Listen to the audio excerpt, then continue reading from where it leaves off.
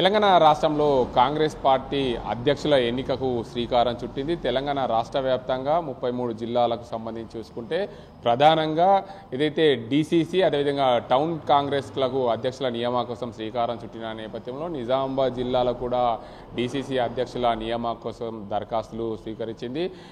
కర్ణాటక చెందిన MLA Rizwan AICC పరిశీలకుడిగా Nizamabad జిల్లాకు వచ్చిన పరిస్థితి నెలకొంది. డీసీసీ అధ్యక్షుల రేసులో 14 నామినేషన్లు దాఖలయ్యాయి. టౌన్ కాంగ్రెస్కు సంబంధించి చూసుకుంటే 8 నామినేషన్లు దరఖాస్తు వచ్చాయని చెప్పి పరిశీలకులు చెప్తున్నారు. ఏదేమైనప్పటికీ ఈసారి స్థానిక సంస్థల ఎన్నికలు ఉండడం దానికి అంతటికుండా కూడా ప్రాధాన్యత సంతరించుకుంది. ఎందుకంటే స్థానిక సంస్థల ఎన్నికల నేపథ్యంలో డీసీసీ అధ్యక్షుడు గట్టిగా ఉంటే స్థానిక సంస్థల ఎన్నికల్లో తమ అభ్యర్థులను గెలుపు దిశగా ప్రయత్నాలు సాగించవచ్చు అనే ఉద్దేశం మీద ఎవరికి వారు పోటీకి సిద్ధమవుతున్న పరిస్థితి నెలకొంది. నిజామాబాద్ జిల్లా కాంగ్రెస్ అధ్యక్ష పదవికి చూసుకుంటే ఇటు మార చంద్రమోహన్ మాజీ గ్రంథాలయ చైర్మన్, ఆయనతో పాటు నిజామాబాద్ జిల్లాకు సంబంధించిన మున్పెల్లి సాయిరెడ్డి ఐడిసిఎంఎస్ మాజీ చైర్మన్, అదేవిధంగా మాజీ వ్యవసాయ కమిటీ చైర్మన్ నాగేష్ రెడ్డి, ఆయనతో పాటు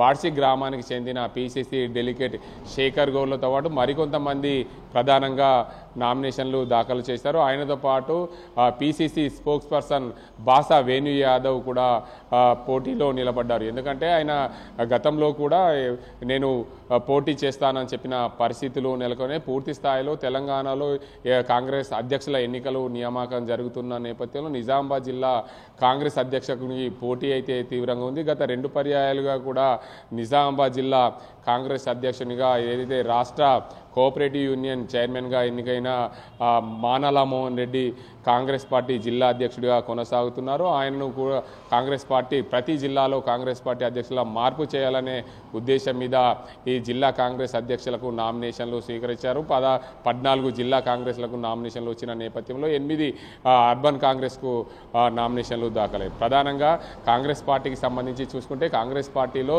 సీనియర్లకే పెద్దపీట వేసేందుకు కాంగ్రెస్ పార్టీ పూర్తిగా సిద్ధమైన పరిస్థితి నెలకొంది.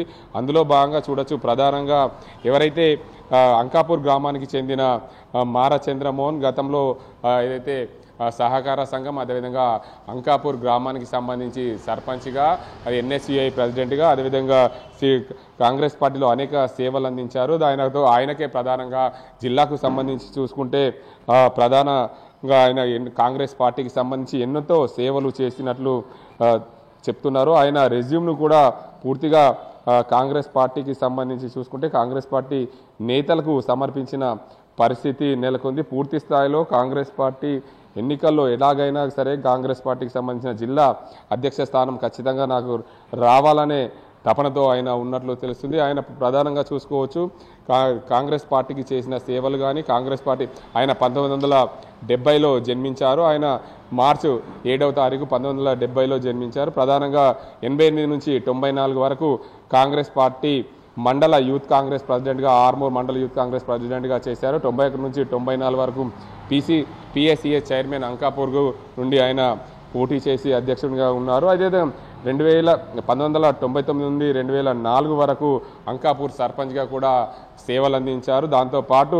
2000 సంవత్సరం నుంచి 2006 సంవత్సరం వరకు కూడా ప్రధానంగా జిల్లా యూత్ కాంగ్రెస్ ప్రెసిడెంట్గా సేవలు అందించారు. కాంగ్రెస్ పార్టీకి సేవలు అందించిన నేపథ్యంలో 2005 నుంచి 2010 వరకు జిల్లా గ్రంథాలయ చైర్మన్గా కూడా ఆయన సేవలు అందించిన పరిస్థితి నెలకొంది. 2015 నుంచి 2019 వరకు పిసిసి స్పోక్ పర్సన్గా ఉన్నారు. అయితే ఆయన ప్రధానంగా ఇటీవల కాలంలో అనేక సేవలు అందించిన పరిస్థితులు నెలకొన్నాయి. పూర్తి స్థాయిలో దీనికి అంతటికి సంబంధించి ఏదైతే ఎన్నికల్లో ఆయన పోటీ చేసేందుకు జిల్లా కాంగ్రెస్ అధ్యక్షునిగా పోటీ చేసేందుకు తీవ్ర ప్రయత్నాలు అయితే చేస్తున్నారు. గతంలో ఆయన కాంగ్రెస్ పార్టీకి ఎంతో సేవ చేశారు. కాంగ్రెస్ పార్టీకి విధేయుడిగా ఉన్న పరిస్థితి నెలకొంది. ఆయనతో పాటు ఏదైతే టీడీపీ నుంచి కాంగ్రెస్ పార్టీకి వచ్చిన బాసా వేణు యాదవ్ సీఎం రేవంత్ రెడ్డికి అత్యంతంగా సన్నిహితుడిగా ఉన్నాడు. రాష్ట్ర పిసిసిలో స్పోక్స్ పర్సన్గా కూడా ఉన్న పరిస్థితి నెలకొంది. దాంతోపాటు ప్రధానంగా ఇటు వ్యవసాయ మార్కెట్ కమిటీ చైర్మన్గా చేసిన నాగేష్ రెడ్డి, అదేవిధంగా